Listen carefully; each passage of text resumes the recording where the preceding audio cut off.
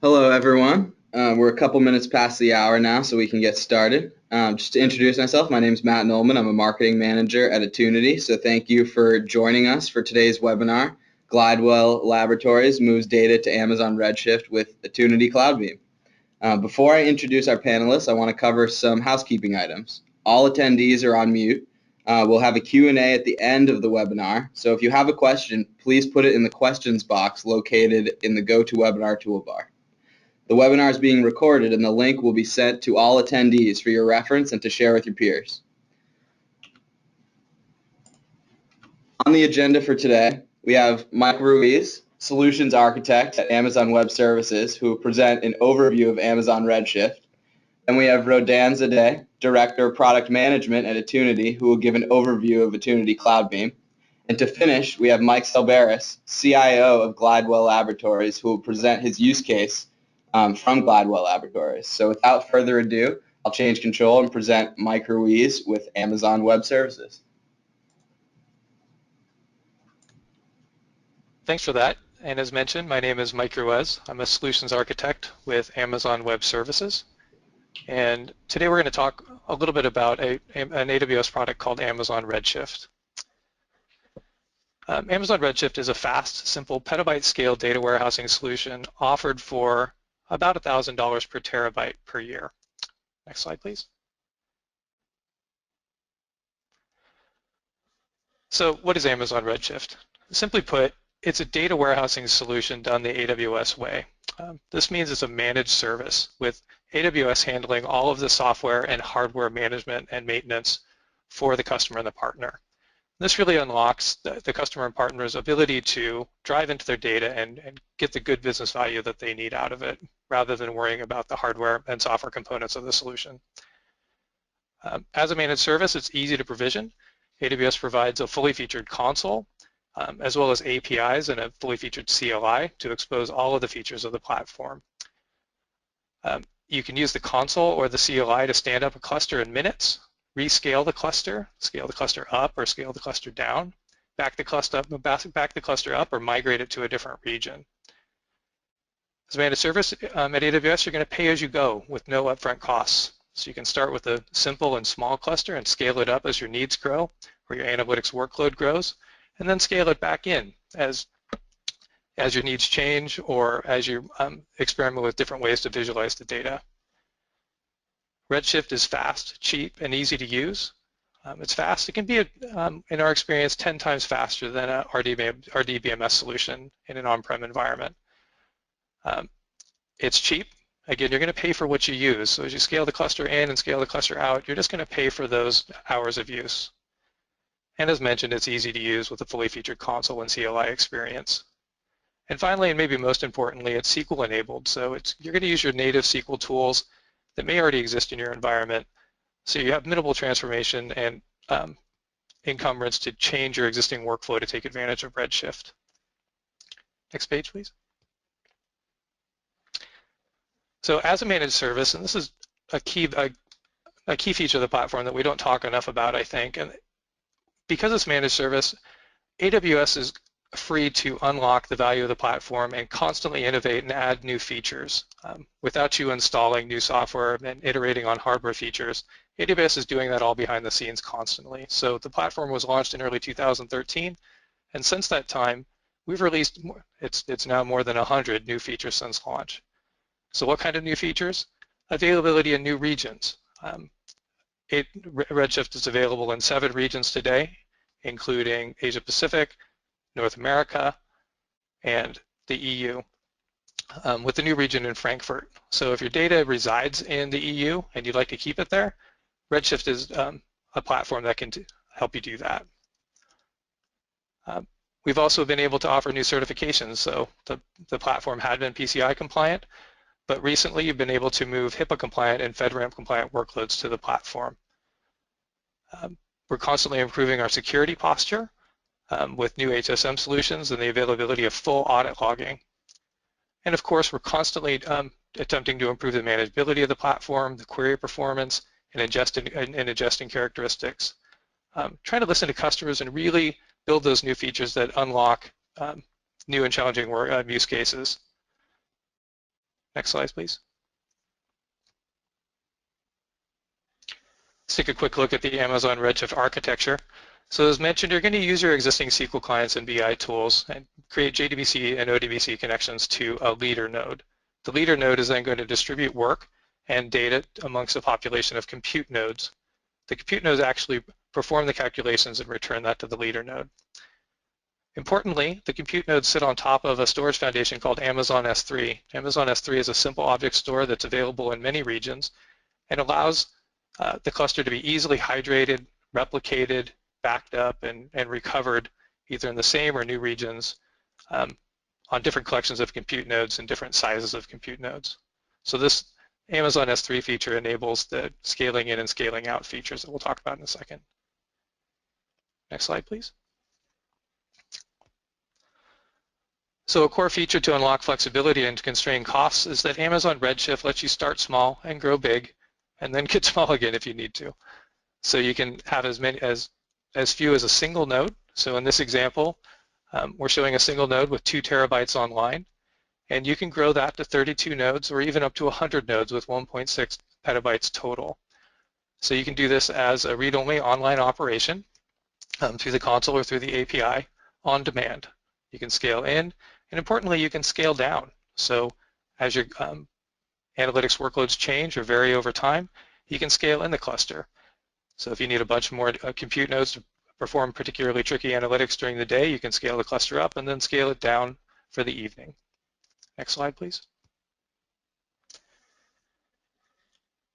So Amazon Redshift integrates with a variety of different data sources. So we have a pretty diverse population of database platforms at AWS, including a SQL engine platform called Amazon RDS.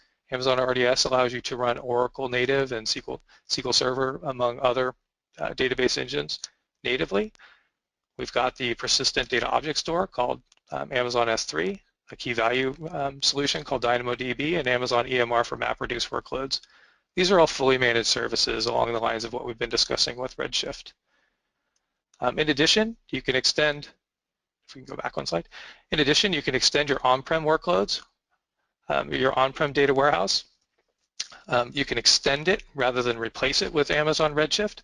For instance, if you've got a tricky analytics workload that might take a lot of time, you can hydrate a Redshift cluster from an on-prem data warehouse, perform the analytics, and then decommission the Redshift cluster when you've got the answer you're looking for.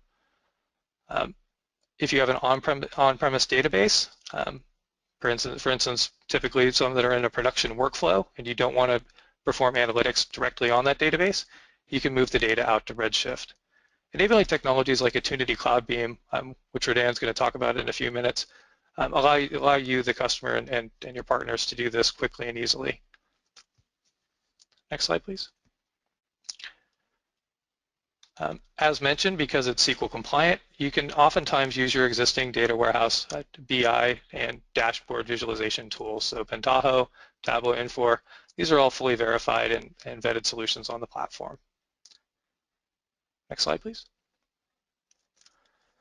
Let's take a quick look at some common customer use cases. I've touched on a couple of them a little bit obliquely, but you can extend an on-premise data warehouse using Amazon Redshift. So rather than go through a hardware procurement lifecycle that could take, in some cases, many months, you could extend a data warehouse using Amazon Redshift with a few clicks of the button in the console. So this allows you to get more value out of your existing on-prem solution, and also to respond faster to business drivers by avoiding a long procurement loop. Redshift also allows you to experiment with data. So if you've got big data and you'd like to experiment with different ways to look at it, rather than build a business case and attempt to acquire hardware and spend a couple months setting up hardware and software, you can move the data out to Redshift and experiment and play with it. And when you're done, when you're satisfied with the result of your analysis, you can turn the cluster off. So companies with big data can improve performance by an order of magnitude versus using an existing RDBMS solution by moving it to this parallel data warehouse that's going to be right-sized for the analytics workload that you're attempting to accomplish. You can make more data available for analysis. As mentioned, Redshift scales up to 1.6 petabytes, and you can certainly have more than one cluster if you'd like. And finally, you can make this data available via standard reporting tools, even in an ad hoc basis. So whereas your existing on-prem environment may have performance characteristics that would argue against allowing users to create ad hoc reporting against it. You can instead move that data up to Redshift and allow the users to use their ad hoc reporting tools without impacting your production business flow. And finally, SaaS companies can take advantage of the platform to build creative and new analytic features using a scaling platform underneath it that is going to scale as their users scale, and add additional data warehouses across many regions to accommodate their users where they are and where they'd like to use the data. And finally, Redshift allows, we've seen SaaS companies deploying on Redshift reduce their hardware and software costs by an order of magnitude, at least 10 times. Next slide, please.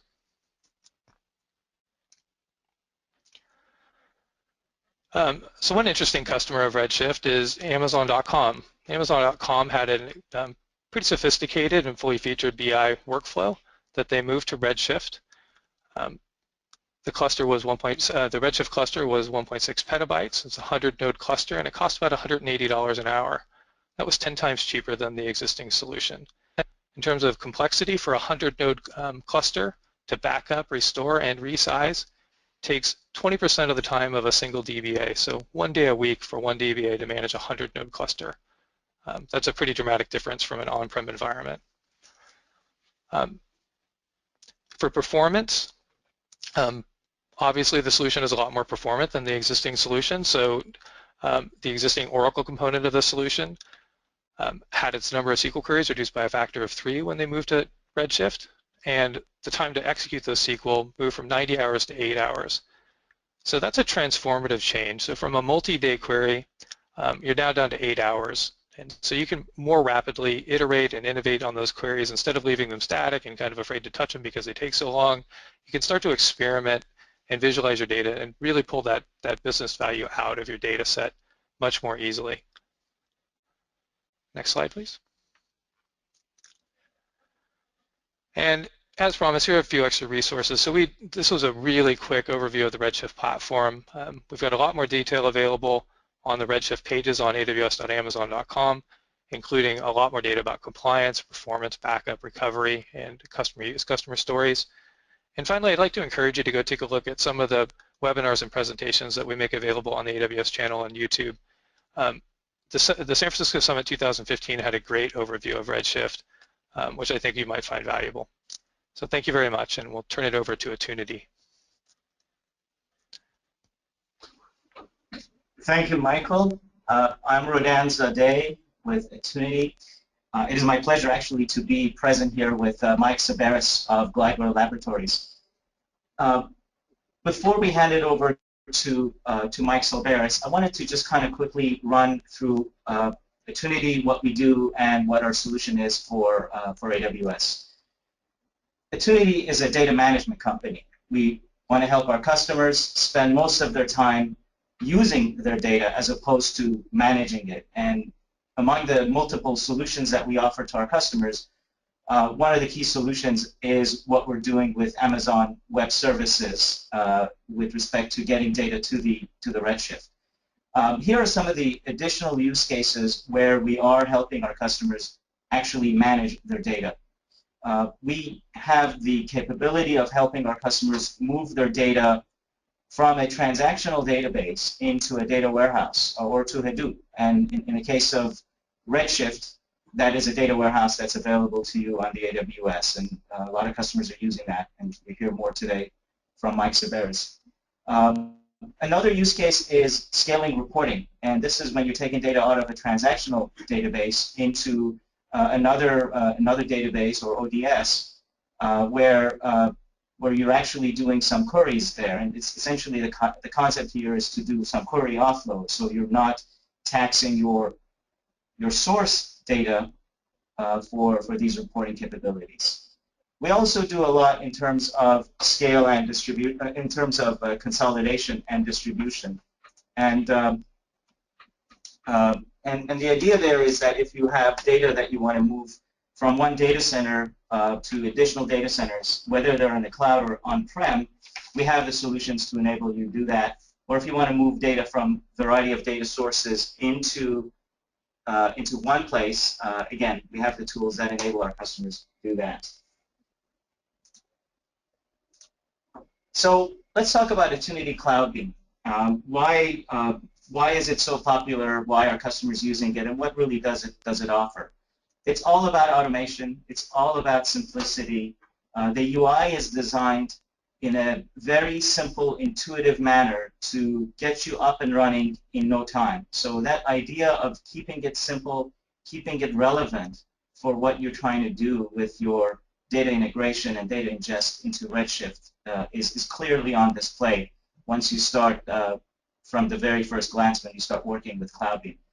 Another thing is you need to have high-performance solution here, and CloudBeam is designed to take full advantage of the bandwidth that is allotted to it. So we have technology that not only encrypts the data, but it does it in a fashion that with compression and other algorithms that it runs, it allows you to transfer your data from on-prem to the cloud in very little time, because it is, again, designed to be optimized to take full advantage of the network that it is made available to it. Another key requirement, another key thing that we put in our design of CloudBeam is enabling our customers to have access, real-time access to the data that's changing.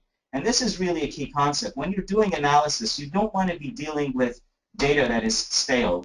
You don't want the use-by date of your data to have passed you. And in case of a lot of our customers, they want to have access to their data in Redshift right away. So whatever changes are taking place in on-prem needs to be replicated immediately to the Redshift.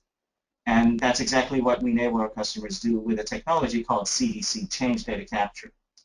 Now, there are a couple of things that really make it a no-brainer to start using Attunity. And one is through our partnership with AWS, we have created a free trial that allows you to actually go kick the tires on CloudBeam, see how it works with your data in your environment. It's a fully functional version of CloudBeam that does everything you want it to do, and you have a limited time to try it. But it's really managing your own data and doing everything that CloudBeam is designed to do with that free trial. And obviously, with anything on AWS, because we're part of the AWS marketplace, you get one-stop shop. You are able to go in, get the AMI, the Amazon Machine Image, and start running with it in one place. And all the billing, all the administrative needs are taken care of in one place. Now, Attunity CloudBeam offers 3 different flavors of solutions.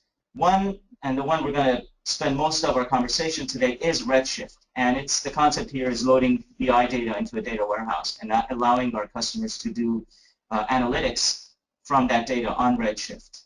We also support Amazon RDS. These are databases that are running on EC2. So if you have an operational data that you want to move to the cloud and you want to run your OLTP in the cloud, you're able to do that with Attunity CloudBeam. And we also, as Mike Rue has mentioned, we support S3, which is the object store on Amazon. So, moving your unstructured data or your structured data into the S3, so you could do all kinds of things like disaster recovery, or you could move that data into the AWS EMR so you could run your Hadoop clusters within the AWS infrastructure. So the S3 support allows our customers to take full advantage of all of these offering there. I wanted to show you a screenshot of the AWS Marketplace. This is when you search for Attunity in the AWS Marketplace.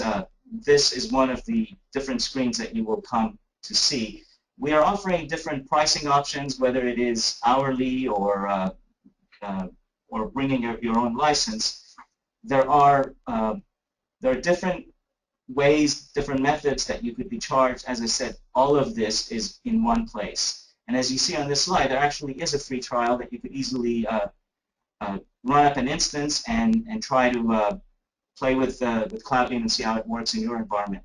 We're also very proud of the fact that we were recognized by AWS as an advanced technology partner for their big data competency. And this is not an award that is given out freely. We worked hard for it. As you see, we have very good customer ratings across all of the products that we offer in the AWS. And one of those customers, or one of many customers, is our friend here, Mike Silveris from Glidewell. So we've earned this certification or this recognition by AWS. So this is my last slide. I'm going to hand it over after this to Mike Silveris. How does CloudBeam work? So CloudBeam has really two components, one that sits in the AWS cloud and one that sits on the prem.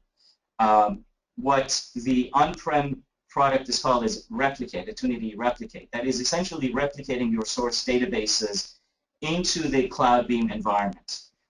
This allows you to connect to a variety of databases. And when I say variety, I really mean variety. We're talking about databases that are from the legacy world of mainframes, whether they are DB2 running on iSeries, DB2 on ZOS or ZOS, as my friends in UK would like to call it. We have all kinds of databases, newer databases like MySQL, PostgreSQL that we support. So a variety of data sources that you could integrate into Redshift.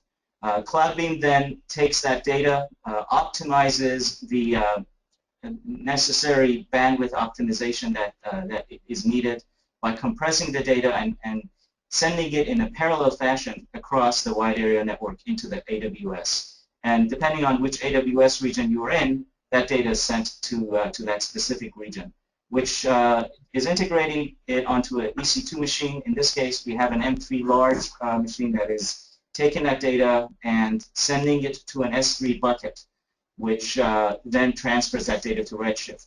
Another thing you'll notice on this slide, we're actually doing a back channel instruction that we're sending to the Redshift. So whenever there is a change, I call it CDC or change data capture, it's actually being led through that back channel, which is out of bandwidth, basically, sending information that, okay, this is a new chunk of data coming in, and it does the inserts and the addition to the data warehouse.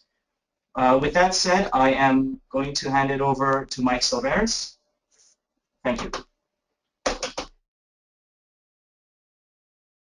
I'm Chief Information Officer of Glidewell Laboratories, and I wanted to spend a little bit of time going over how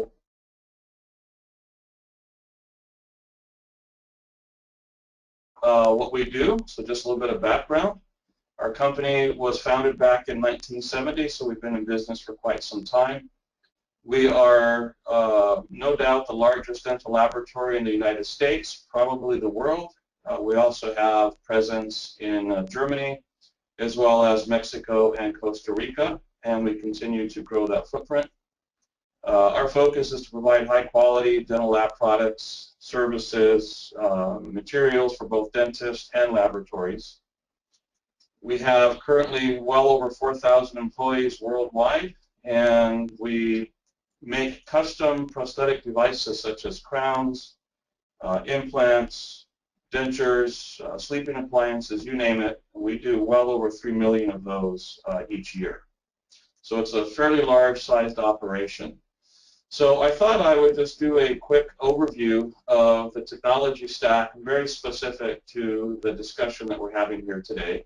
So we are operating a hybrid cloud environment. So we've got a number of data centers located within our campus and spread across our different facilities.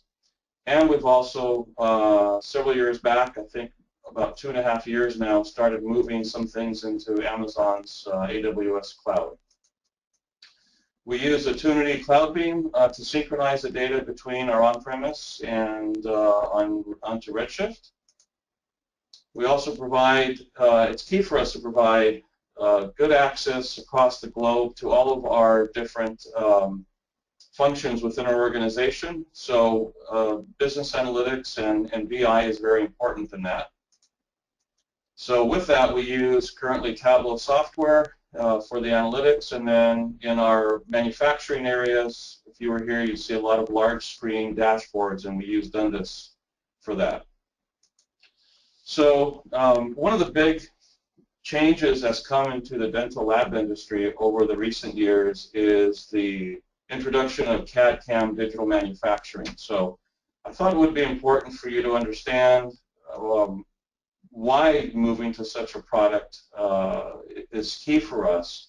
And so what we do, probably about 70% of our workload, we scan a model that we receive from a dentist. We perform the design of that, and then we send that to a manufacturing process. And so every stage, every event, we capture a piece of data. So whether you started a scan, whether you finished a scan, started a design, who did it, when was it done, was it approved, was it rejected, we capture just a wealth of information. And traditionally, this software was run locally and contained within a traditional client-server application. Well, one of the things that we were doing in terms of pushing the digital envelope here at Glidewell, we decided to go with a cloud-based solution and started developing our own software and our own hardware systems. And so we began in April of this year, we launched this CloudPoint offering, which is a software as a service hosted on AWS. And we connected our clients, our on-premise clients, directly to this CloudPoint platform. So now data that was originally being generated and maintained here on-premise, a large amount of that data specific to our scan, design, and manufacturing processes is now being generated within the AWS stack on CloudPoint. So what does that mean? We've had a huge data explosion, and I think this graph, this chart really tells it all. When we first started off in the early years, when we went computerized, it was your traditional lab management software, so a dental lab specific ERP and CRM system. We started then needing to track where are our cases at, how are our technicians performing, some shipping, receiving data. And then, of course, the big change is the introduction of digital manufacturing, which occurred in the early days. We were in R&D in 2005, some limited use in 2006, and then it started going mainstream for us in 2007. And if you look at all of these bars on this chart, you can see the different colors. And that different colors, they represent a number of different data that we've started collecting. So you can see that not only have we now, we're projecting to reach about 150 million records of data created this year, compared to, say, 15 million, 1/10 of that 9 years ago. It's because we're adding all this other functionality. So in our manufacturing automation, we now have heavy use of robotics. We have about 7 robots that we use internally, connected to about 30 different mills, and that is happening at a rapid expansion. Like I said, we've moved to a cloud-based manufacturing system, which we've developed ourselves, and so now much of that data is being generated within the Amazon infrastructure that we built. And then, of course, we're looking very seriously at the next data explosion, which is going to be how well are our machines doing on our premise, and that would include things such as Internet of Things. And so that we expect our data needs to just continue to grow tremendously.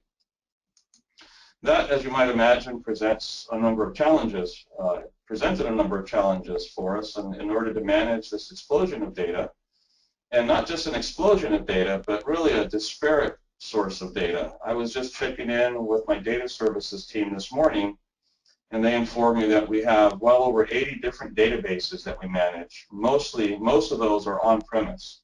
So there's a lot of other activity in addition to just the CAD/CAM process I stepped you through, where we generate a ton of data. And more we're moving towards a data-driven company where we're starting to leverage data that we collect on our premise and move it into Amazon's cloud to take advantage of machine learning and some other things that we can move more to a predictive rather than a reactive nature.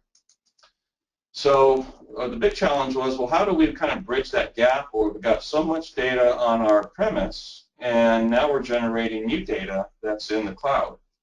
And so I challenged my team to go out and find a solution. While at the same time, we needed to have one platform to provide analytics for our employees, our customers, and our engineers, because we are just as much of a technology company here, where we develop our own software, our own hardware, and our own materials that we resell to the industry, as we are the largest dental lab out there. So we needed a common platform, and so we knew we needed to get the data concentrated in one data warehouse and then leverage a common set of analytics and BI tools. But just like everybody, I'm sure, that's on this call, there's always a concern on the number of resources that you have to pull this off. And so what was important for us was that we kept our team focused on what they understood well and what nobody else really understood, which is our actual data. And we didn't want to do the heavy lifting. If there was a solution that could help us with bridging up and moving all that data into a common source, that's what we were after. And we also wanted to make certain that we ended up with something that we could expand, continue our global expansion, but most importantly, is something that gets preached to us from the top down here, and that we call speed of action. And so we needed to ensure that we focused on our core strengths and then moved as fast as possible. Which brings us to the solution that we put in place. So just a very brief and extremely abridged version of what we run on our premises. Even though we've moved a number of things to the cloud for manufacturing, there's still a lot of location-based information that we capture here, as well as all of the traditional ERP, CRM, and a number of other activities that generating data. We move that into our data mart, and then on-premise, and then while we were doing this, we began starting with Redshift in Amazon's cloud, and then we found a solution that I challenged my team with, and that was Attunity's CloudBeam. And so connected to our data mart internally, we do use the Attunity Replicate in order to administer and process that data, and then CloudBeam moves it into Redshift so that right away we could transition our users so that they could use the new analytics tools that we were making available to them, as well as things that they were still familiar with, like Excel and what have you. So then that positioned us nicely to begin moving our new CloudPoint system into the cloud and not have to disrupt our reporting. So now we have data being generated that's our data as well as our customers' data, because we opened this offering up to other laboratories that wanted to participate.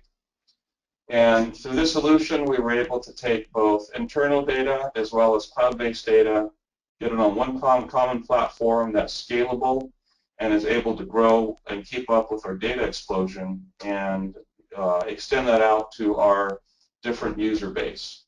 So that's essentially the solution that we came up with, and at this point, I'd like to go ahead and open it up for any Q&A that we might have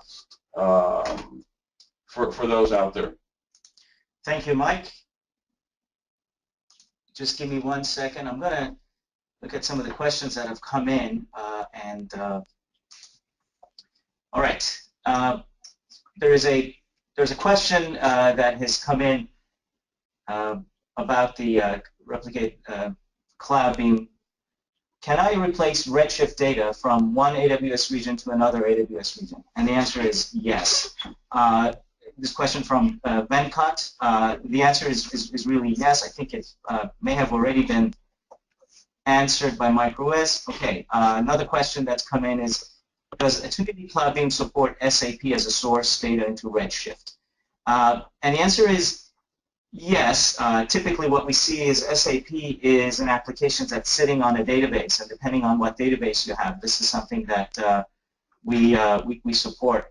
I would like to know more in terms of what is your underlying database to be able to give you a more definite answer, but depending on what is the database underneath, and most of these databases we do support. All right, so another question that has come in, do you use any transformation tools?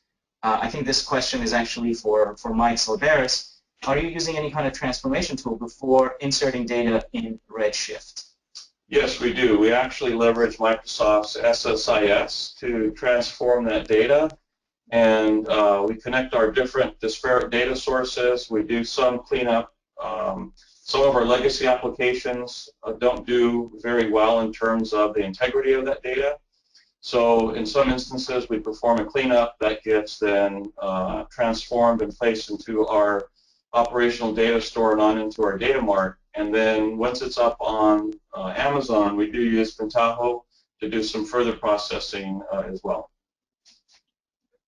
Okay, and it seems like we have a clarification from Venkat in terms of what database that SAP is sitting on, and the infrastructure here is running on Microsoft SQL, it seems like.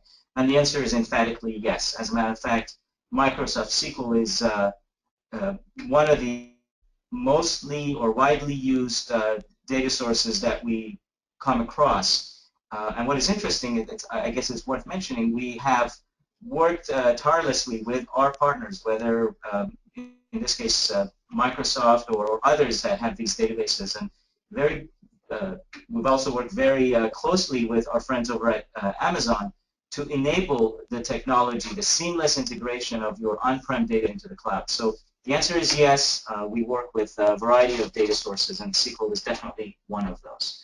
Another question that's come in, number of concurrent queries is increased from 15 to 50.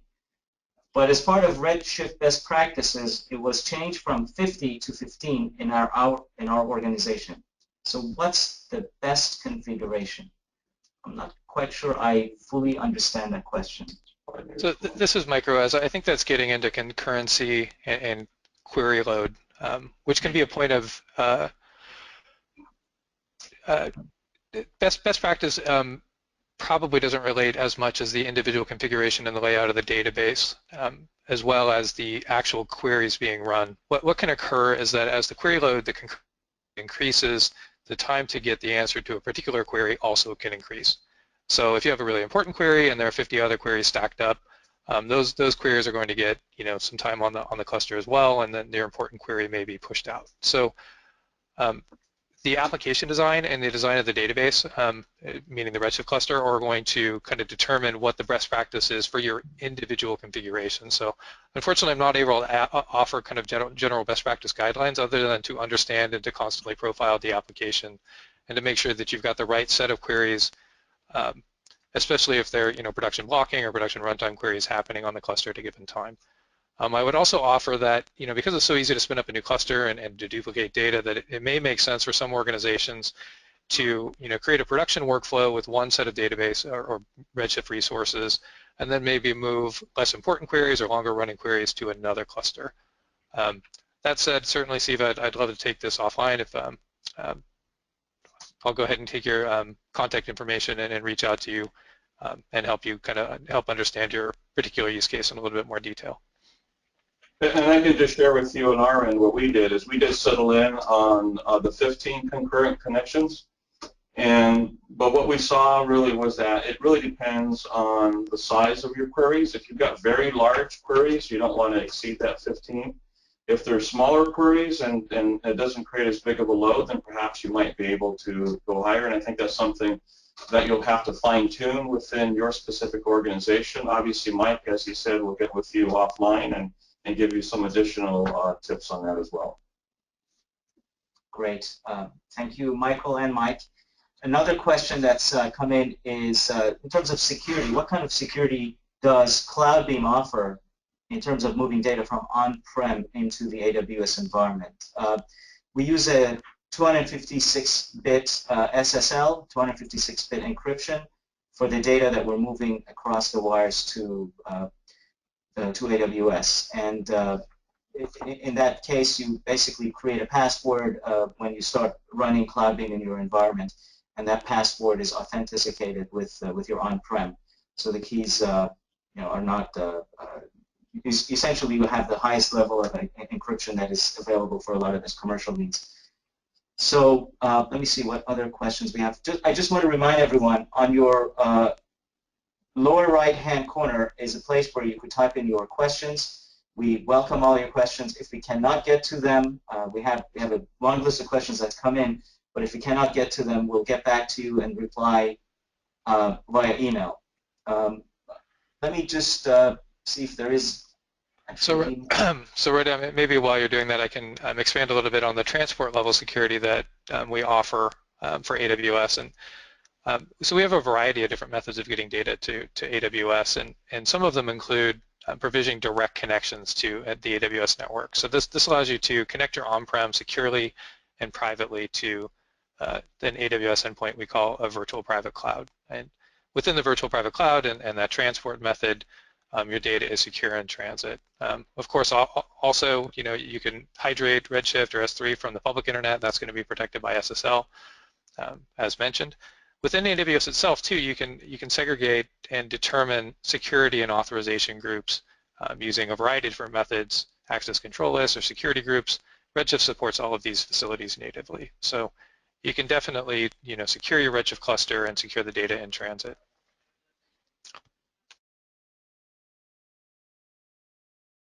Thank you, Michael. I actually do not see any questions that have not been answered. If you have a question you want to ask, again, the lower right-hand corner is where you could enter your questions. I don't see any questions coming in either the chat window or the question window. Let me see, is there a question by Roger?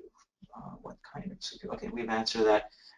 With that said, I think this will conclude our session today, and I want to point out again, we appreciate both Michael and Mike's presence today. We're glad to be partnered with both AWS and our friends here at Glidewell Laboratories. I am going to turn it over to our host, Matt, and again, thanks.